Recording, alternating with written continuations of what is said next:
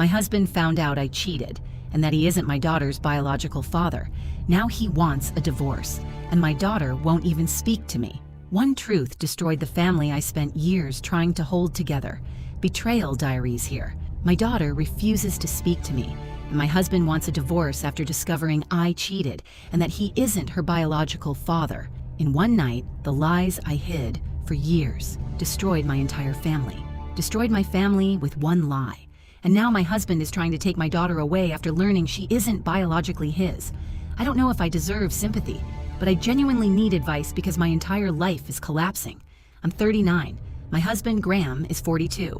We've been married for almost 17 years. Our daughter, Sophie, just turned 14 3 weeks ago. Until recently, I honestly thought we were one of those couples who had survived the worst already.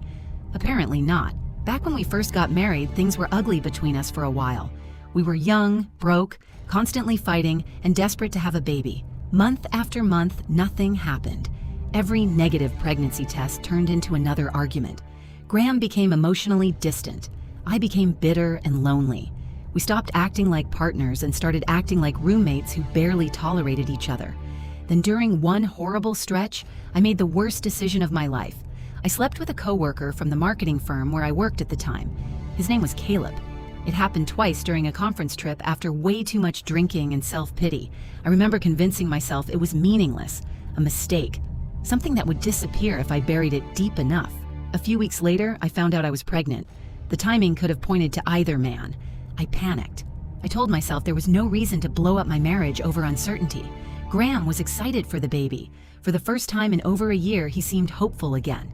We started counseling, rebuilt our relationship, bought a home together, and eventually became genuinely happy, so I stayed quiet.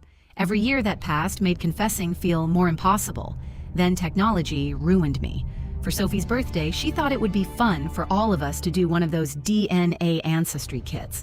She's obsessed with genealogy and family history videos online. She especially wanted to see if we had West African ancestry, because my side of the family is mixed and vague about our background. I swear to God I didn't even think about the paternity issue anymore. I had buried it so deep in my head that I convinced myself it didn't matter. The results came in 5 weeks later. At first, everyone was laughing at the percentages and distant cousins popping up. Then I saw Graham's face change. Not angry, not confused, just empty. He stared at his screen for a long time without saying a word. Sophie kept talking about Scandinavian DNA percentages, while I felt my stomach turning to ice. Later that night, after Sophie went upstairs, Graham asked me one question. Is she mine? I immediately started crying. That answered everything before I even opened my mouth. I tried to explain. I told him it happened during a terrible period in our marriage. I told him I loved him. I told him I never wanted to hurt him.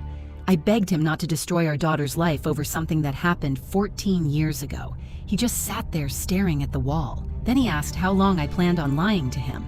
I didn't have an answer. The next morning, everything became even worse. Before I even woke up fully, I heard Sophie screaming downstairs. Not yelling, screaming.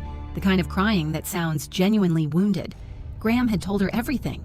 I ran downstairs and found her sobbing at the kitchen table, while Graham stood there looking completely broken himself. She looked at me like I was a stranger. I tried hugging her and she physically pulled away from me. Then she asked me something I don't think I'll ever recover from. Who else lies to me when they say they love me? That sentence has been replaying in my head for 12 straight days. That same afternoon, Graham packed bags, took Sophie, and left. I thought they were staying with his brother, but apparently they rented an apartment somewhere, because now he refuses to tell me where they are. My own daughter won't answer my calls. She blocked me on Instagram, TikTok, even Spotify, which honestly hurt more than it should have. The only communication I get from Graham is through attorneys. Now he's filing for divorce and seeking primary custody. And here's where everyone is probably going to hate me even more. I don't think he should get to keep playing father after leaving me like this. Before people attack me, hear me out. Yes, I lied. Yes, I cheated.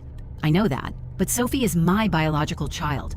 I carried her, raised her, loved her every single day of her life. And now Graham is acting like he can just cut me out while playing hero dad after exposing something that should have been handled privately. What hurts even more is Sophie currently worships him for telling the truth. Meanwhile, I'm suddenly the villain in everyone's story. My own sister told me over dinner that Graham is more of a parent than a DNA test. Even my mother said I need to accept consequences gracefully. Gracefully? My family is exploding. I asked my lawyer whether Graham can realistically get primary custody, considering he isn't biologically related to Sophie. Apparently because he's been her legal father her entire life, signed the birth certificate, raised her, and because Sophie herself wants to stay with him, the court may absolutely side with him heavily. That feels insane to me. How can a biological parent lose their child to someone unrelated by blood? And yes, before anyone says it, I know courts care about stability, but I'm her mother. Shouldn't that matter more? Now, Graham's lawyer is apparently discussing child support too, which honestly makes me furious because part of me feels like this entire custody push is motivated by revenge and money. He's acting calm and rational on the surface, but I know him well enough to know he's deeply angry. He won't even speak to me directly anymore. The worst part is I still miss him. I miss our normal evenings watching trash TV together. I miss hearing him laugh with Sophie in the kitchen. I miss believing my marriage survived our early struggles instead of realizing it was built on a secret corpse the entire time. I know Reddit tends to be brutally honest, so fine. Tell me honestly, am I completely delusional for wanting full custody? Was Graham wrong for immediately telling Sophie?